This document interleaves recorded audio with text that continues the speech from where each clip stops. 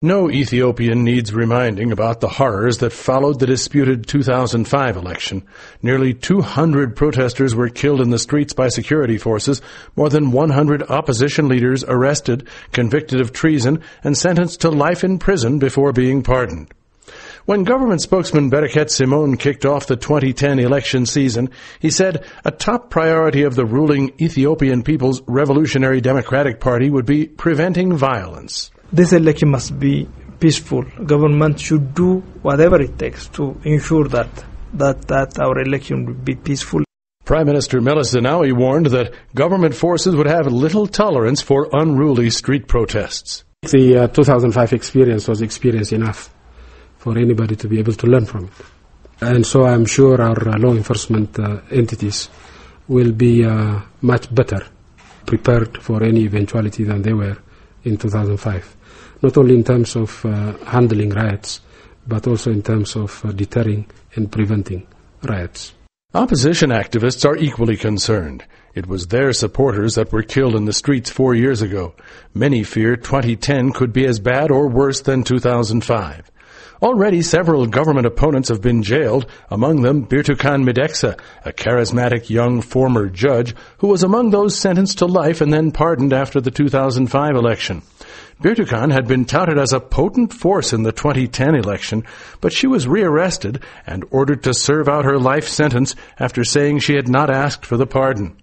Another prominent member of Birtukan's party, Melaku Tefera, was among 40 people accused last month of involvement in a coup plot directed by Berhanu Nega, who was elected mayor of Addis Ababa in 2005. Berhanu and Melaku were also among those jailed for life after the last election. Melaku stayed in Ethiopia after being freed. Berhanu fled to the United States, where he teaches economics at a Pennsylvania university and heads a political group that advocates the overthrow of the Meles Zenawi government. Merera Gudina is another political science professor who doubles as an opposition leader. Merera teaches at Addis Ababa University. His party is among 8 opposition groups banding together in hopes of mounting a serious challenge to the ruling EPRDF. Merera worries, however, that next year's vote may turn into a replay of last year's local and by-elections, in which the EPRDF and its affiliates won all but 3 out of nearly 3.6 million seats being contested. Most opposition parties pulled out of the contest in advance, complaining the rules were written so only pro-government parties could win. Merera says, given that the EPRDF now controls all local administrations, this election will be a struggle to prevent Ethiopia from becoming a one-party state. Our law is to make sure this government cannot rule without accepting the rules of the game of multi-party democracy. We are in a struggle. But this government is not ready for change. And this government is cheating left and right, and its ultimate agenda is revolutionary democracy.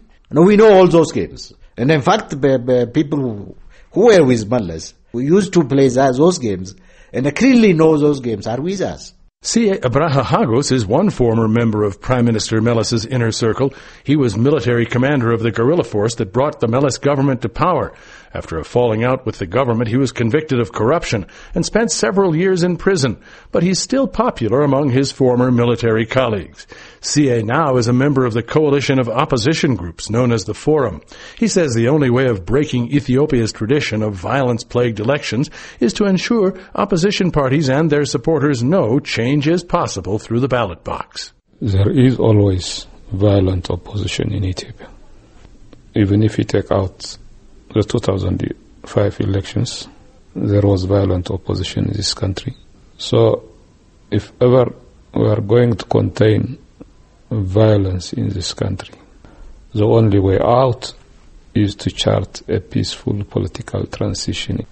No peaceful elections, no peaceful political transfer of power would mean there will be continuous violence in this country. And this can take this country down the trail. Given our poverty, A year before the May 2010 election, Ethiopia displays all the outward signs of calm. Despite grinding poverty, frequent power cuts, and a severe foreign exchange shortage that has seen imported goods disappear from stores, there's little evidence of the country's violent past. But opposition leaders and political analysts caution that the outward appearance masks a deep-seated longing among Ethiopians for freedom of political expression. Former Defense Minister C.A. Abraha likens his country to a dormant volcano. It might look calm, but even a small disturbance could set it off. Peter Heinlein, VOA News.